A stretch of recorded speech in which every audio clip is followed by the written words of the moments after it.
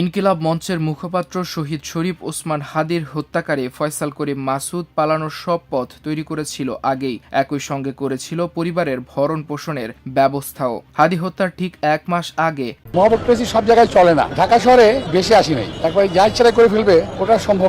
অবশেষে ইতিহাসের সেই মহেন্দ্রক্ষণে বাংলাদেশ ডক্টর ইউনূস সরকারের পক্ষ থেকে জামায়াত জোটের জন্য বিরাট সুখবর। একটু ভিন্নভাবে আলোচনাটা করছি। জামায়াতের দাড়ি টুপি এমনকি বেহেশতের বিনিময়ে ভোটের অফারের কাছে পিছিয়ে পড়ছে কিনা বিএনপি, এমন আতঙ্ক থেকে মির্জা ফখরুলরাও পড়া শুরু করেছেন টুপি পাঞ্জাবি।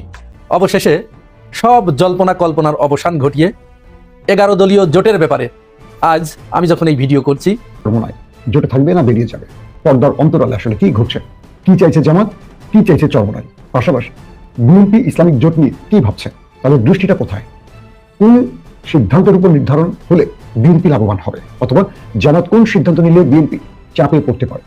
এই রাজনৈতিক সমীকরণগুলো এখন দুর্দান্ত মাস্টার স্ট্রোকে চলছে। কি কারণে 13 তারিখ আনলাকি ডে, কি কারণে 7 তারিখ লাকি ডে, এর কোনো রিয়েল বিশ্লেষণ আপনি খুঁজে পাবেন না। কিন্তু আমি মনে করি আল্লাহর দেওয়া সবগুলো দিনই লাকি ডে, আবার আল্লাহর দেওয়া সবগুলো দিনই খারাপ দিন যদি আপনি খারাপ মানুষ হন। এই যে আগামী 13ই ফেব্রুয়ারি মানে 12 তারিখ ইলেকশন হবে, 13 তারিখ হলো রেজাল্ট, 13ই ফেব্রুয়ারি আমাদের দেশের জন্য এটা লাকি ডে। কেন এই কথা বললাম? আপনারা বলবেন 13 তারিখ তো আনলাকি ডে। না না না, 13 তারিখ লাকি ডে। কারণ 13 তারিখ বাংলাদেশে জামাত ইসলাম সরকার। আসসালামু আলাইকুম প্রিয় দর্শক, বাংলাদেশে যে চলমান ঘটনাবলী ঘটছে তারই আলোকে আপনাদের মাঝে অতি গুরুত্বপূর্ণ কিছু ভিডিও ফুটেজ নিয়ে হাজির হয়েছি। এমনকি দর্শক, আমি আশা করছি ভিডিওর শুরুটা দেখেই বুঝতে পেরেছেন আজকের নিউজটি কতটা গুরুত্বপূর্ণ হতে চলেছে। তো প্রিয় দর্শক, যারা ভিডিওটি অন করেছেন তারা ভিডিওটি না টেনে সম্পূর্ণ মনোযোগ সহকারে দেখবেন, তাহলে এই ভিডিওর মূল রহস্য বা আসল ঘটনাগুলো জানতে বা বুঝতে পারবেন। প্রিয় দর্শক, আমি আর বেশি কথা বাড়তে চাই না, চলুন দেখে আসি সেই আজকের কাঙ্ক্ষিত ভিডিওগুলো। তবে তার আগে বলি, যারা এখন এই চ্যানেলটি সাবস্ক্রাইব করেননি তারা সাবস্ক্রাইব করে পাশে থাকা বেল আইকনটি বাজিয়ে দিবেন। আর যারা ইতিমধ্যে চ্যানেলটি সাবস্ক্রাইব করে রেখেছেন তাদেরকে অসংখ্য ধন্যবাদ। তো চলুন দর্শক, আমরা একটা লাইক দিয়ে ধারাবাহিকভাবে ভিডিওর সকল বিস্তারিত আলোচনা দেখে আসি। জোটে থাকবে না বেরিয়ে যাবে, পর্দার অন্তরালে আসলে কি ঘটছে, কি চাইছে জামাত, কি চাইছে চরমোনাই, পাশাপাশি বিএনপি ইসলামিক জোট নিয়ে কি ভাবছে, তাদের দৃষ্টিটা কোথায়, কোন সিদ্ধান্তের উপর নির্ধারণ হলে বিএনপি লাভবান হবে, অথবা জামাত কোন সিদ্ধান্ত নিলে বিএনপি চাপে পড়তে পারে। এই রাজনৈতিক সমীকরণগুলো এখন দুর্দান্ত মাস্টার স্ট্রোকে চলছে। বলা হচ্ছে জামাত শেষ পর্যন্ত একটি মাস্টার স্ট্রোক খেয়েছে। তারেক রহমান তাকিয়ে আছে আগামী নির্বাচনে বিএনপিকে জয়ী করতে হলে তাকে কোন চালটি দিতে হবে শেষ সময় এসে। চলো এই বিষয়গুলো বিস্তারিত আলাপ করবো আজকের লাইভ সেশন। কালকে পর্যন্ত খবর হলো জামাত বা ইসলামিক যে জোটটি, সেই জোটটিতে একটি আসন বন্টন হয়েছে। পূর্বে আমরা দেখেছি যে জামাত ইসলামী প্রায় 200 আসন নিজের ঘরে রেখে বাকিগুলো তারা বন্টন করেছে। তো এই ক্ষেত্রে আমরা প্রথম থেকে যে আসন বন্টনের খবরগুলো আপনাদের দিয়েছিলাম, সেখানে কিছু পরিবর্তন এসছে। সেই পরিবর্তন দেখা গেছে যে জামাত ইসলামী নিজেদের ঘরে রেখেছে, অর্থাৎ তাদের পক্ষে রেখেছে 179, অর্থাৎ 179 179টি আসন জামাত তার পক্ষে রাখছে। বিপরীতে এনসিপি কে জামাত বা ইসলামিক জোট দিচ্ছে 30টি আসন। বাংলাদেশ খেলাফত মজলিস তাদেরকে দেওয়া হচ্ছে 20টি আসন, খেলাফত মজলিস তাদের দেওয়া হচ্ছে 10টি। একটি হলো বাংলাদেশ খেলাফত মজলিস, অন্যটি খেলাফত মজলিস। এই দুটো মিলে 30টি পাচ্ছে, 20 এবং 10। এলডিপি সেটি পাচ্ছে 7টি আসন, এবি পার্টি 3টি আসন, বাংলাদেশ ডেভেলপমেন্ট পার্টি 2টি আসন, নিজামে ইসলাম 2টি আসন। তো এখানে এই আসন বন্টনের পর নবী আর থাকে 45 বা 46টির মতো আসন। এই আসনটা খালি রেখেছে জামাত ইসলামী। তাদের পরিকল্পনা হলো যদি ইসলামী আন্দোলন বাংলাদেশ মানে চরমোনাই যদি আসে, সেক্ষেত্রে এই আসনটা তাদের দেওয়া হবে। এটা ছিল কালকে রাতে জামাত ইসলামের প্রেস ব্রিফিং এবং সিদ্ধান্তের আলোকে আসন বন্টন। কিন্তু ভেতর থেকে যে খবরগুলো আমাদের কাছে বারবার আসছে এই মুহূর্তে, বা চরমোনাই শিবিরের সাথে আমাদের আলাপচারিতার মাধ্যমে চরমোনাই শীর্ষ দুজনের সাথে আমার কথা হয়েছে কয়েক দফা রাতে। তো সেখানে আমি এইটুকু বুঝতে পারছি যে হয়তো এখন পর্যন্ত যদি রাতের পর সকালে কোনো সিদ্ধান্ত পরিবর্তন না হয়, সেক্ষেত্রে চরমোনাই এই জোট থেকে বেরিয়ে যেতে পারে এমন একটি আভাস তারা দিয়েছেন। চরমোনাই এই জোট থেকে বেরিয়ে যেতে পারেন এমন একটি আভাস তারা দিয়েছে। তবে আজকে বোধহয় তারা বিকেলের দিকে একটি প্রেস কনফারেন্স করে তারা এটা জানাবে। এখন বিষয়টা হলো যে যদি চরমোনাই জোট বেরিয়ে যায় তাহলে কি হতে যাচ্ছে আগামী সময়গুলোতে, বা জামাত জোট কি কোনো রকম বড় চাপে পড়ে যাবে, এটা নিয়েও এখন বিভিন্নভাবে বিভিন্ন মহলে কথা হচ্ছে। প্রশ্ন করতে পারি জামাত ইসলামকে। আমি জামাতের একজন শীর্ষ নেতার সাথে কথা বললাম, তারা কি সিদ্ধান্ত নিচ্ছে যদি চরমোনাই বেরিয়ে যায়। জামাত বলছে তারা এই ইসলামিক জোটটাকে ধরে রাখার জন্য সর্বোচ্চ সর্বোচ্চ স্যাক্রিফাইস করার ইচ্ছা পোষণ করছে এবং তারা বারবারই ইসলামী আন্দোলন এই জোটের সাথে কথা বলছে, জোটের বিভিন্ন দলের সাথে কথা বলছে। কালকে একটি গুরুত্বপূর্ণ বৈঠক হয়েছে, অনেকটা গোপনীয়তার সাথে বলা যায়, আবার ওটা বলা যায় রুদ্ধতার বৈঠক। সেখানে এনসিপি, এলডিপি, এবি পার্টি, জামাত ইসলামের সবাই, মামুনুল হকের সকল গ্রুপগুলো বসছে। তো সেই গ্রুপে আমরা যতটুকু খবর পেয়েছিলাম যে চরমোনাই ছিল না, তারপরে তারা প্রেস কনফারেন্সটি করেছে। এখন প্রশ্ন হলো যে চরমোনাই জামাতে থাকলে এই জোটটি শক্তিশালী হবে বা জামাত লাভবান হবে, নাকি চরমোনাই বেরিয়ে গেলে বিএনপির লাভ হবে? এটারও যদি আমরা একটু হিসেব মেলাতে চাই, সেক্ষেত্রে যেটা বুঝতে পারি যে জামাতের মতো একটা বড় গ্রুপ চাইছে তারা চরমোনাই এই জোটে না থাকুক।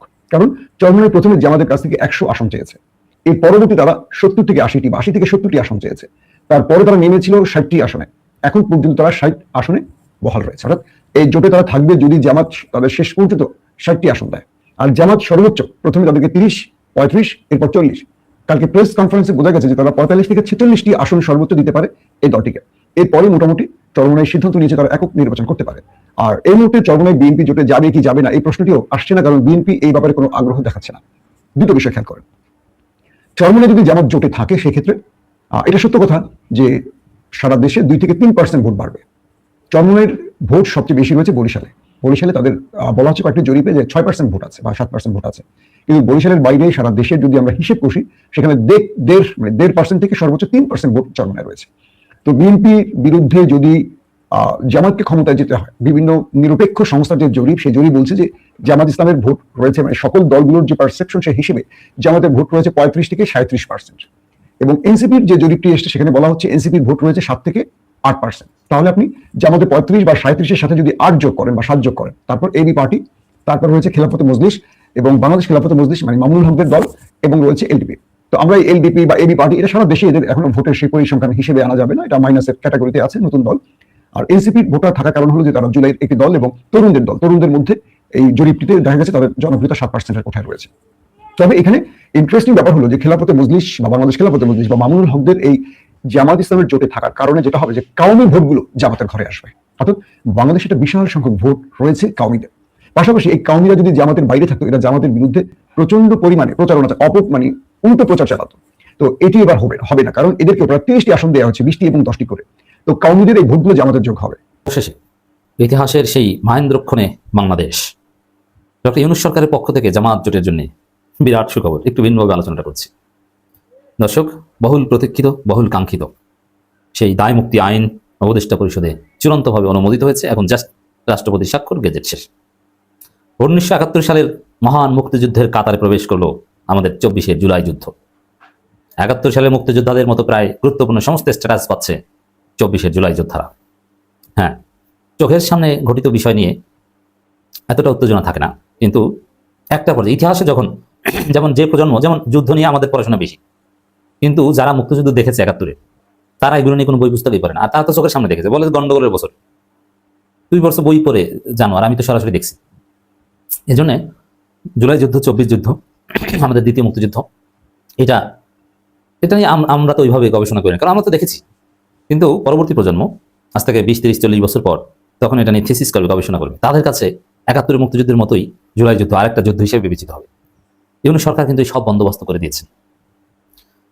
কি 71-এর মুক্তিযোদ্ধারা দায় মুক্তি পেয়েছিল, যে মুক্তিযুদ্ধকালীন মিন্স, এখানে আরো একটু বিষয় আছে আপনাদের অবগতির জন্য জানাই। মুক্তিযুদ্ধ মূলত 26শে মার্চ থেকে 16 ডিসেম্বর, কিন্তু না, 16 ডিসেম্বরের পরে জানুয়ারি, ফেব্রুয়ারি পর্যন্ত দায় মুক্তি দেওয়া হয়েছে। ফেব্রুয়ারি পর্যন্ত যারা রাজাকারদের হত্যা করেছে, শান্তি বাহিনীর লোকজনদের হত্যা করেছে মুক্তিযোদ্ধারা, বিহারীদের হত্যা করেছে, এগুলোর জন্য দায় মুক্তি দেওয়া হয়েছে। মুক্তিযুদ্ধের পরে বিভিন্ন দখল বা বিভিন্ন ঘটনা নিয়ে মুক্তিযোদ্ধারা যা করেন সবকিছু দায় মুক্তি। এর মানে দায় মুক্তি, এটা মুক্তিযুদ্ধের ক্ষেত্রে বা ঐতিহাসিক কোনো ক্ষেত্রে হয়। দায় মুক্তিতে কি প্রথমে বলি আপনাকে, যেমন আপনি একটা দেশের নাগরিক, আপনি রাষ্ট্রের আইন মানবেন, সেখানে প্রশাসন, পুলিশ আপনার বিরুদ্ধে প্রয়োজনে বল প্রয়োগ করবে, ইটস নর্মাল, আপনি সেটা মেনে নিতে বাধ্য থাকবেন। কিন্তু যদি এমন হয় যে না, পুলিশ প্রশাসন বা সেনাবাহিনী আপনার বিরুদ্ধে অবস্থান নিয়েছে, জনগণের বিরুদ্ধে অবস্থান নিয়েছে, বিশেষ কোনো গোষ্ঠীর পক্ষ নিয়ে, তখন আপনি বাধ্য হয়ে তাদের বিরুদ্ধে অস্ত্র ধরলেন, তখন তাদেরকেও আপনি হত্যা করলেন। তো এই ক্ষেত্রে আপনার কোনো বিচার হবে না। এটা সাধারণত যুদ্ধকালীন সময় হয়, যে ওরা হামলা করেছে, আমরা করেছি, 2 পক্ষই মরেছে, অতএব পরাজিত শক্তির বিচার হবে, বিজয়ী শক্তির বিচার হবে না। দায় মুক্তির মূল কথা এটাই। 1971 সালে কিন্তু শুধু 16 ডিসেম্বর পর্যন্ত না, ফেব্রুয়ারি পর্যন্ত সমস্ত কর্মকাণ্ডের জন্য মুক্তিযোদ্ধাদের দায় মুক্তি দেওয়া হয়েছিল। এবং ওই সময়, যে সময়টার জন্য দায় মুক্তি দেওয়া হয়, ওই সময়টার জন্য সকল আইনের সকল মামলা অটো বাতিল হয়ে যায়। যেমন জুলাই বিপ্লব চলাকালীন সময়ে ঘটনার জন্য কোনো মামলা যদি হয়ে থাকে, তাহলে অটো বাতিল হয়ে যাবে, ওটার জন্য কোনো আবেদনই করা লাগবে না। এবং তাদের বিরুদ্ধে কোনো মামলা করা যাবে না। সহজভাবে যদি বলি, কোনো পুলিশ হত্যা, কোনো আওয়ামী লীগ হত্যা, কিংবা কোনো থানায় আগুন দেয়া, কিংবা মেট্রো রেল ভাঙচুর করা, সেতু ভবনে আগুন দেয়া, নরসিংদী কারাগারে ভাঙচুর, এইসব বিষয়ে কোনো মামলা হতে পারবে না। গায়ে ফাইনালি দেওয়া হয়েছে। এখন এটা এর মধ্য দিয়ে শুধু কি কিছু ব্যক্তি হয়রানি থেকে বেঁচে গেল? না, এর মধ্য দিয়ে 24-এর বিপ্লব একটা মুক্তিযুদ্ধের কাতারে স্থান পেল। শুধু এটা না, দায় মুক্তির মাধ্যমে একটা জনযুদ্ধের মতো একটা আলাদা স্ট্যাটাস পেল জুলাই যুদ্ধ। কিন্তু মুক্তিযুদ্ধ নিয়ে আলাদা অধিদপ্তর আছে, জুলাই নিয়ে আলাদা অধিদপ্তরের মোটামুটি ফাইনালাইজেশন কিন্তু হয়েছে, আপনারা জানেন কিনা।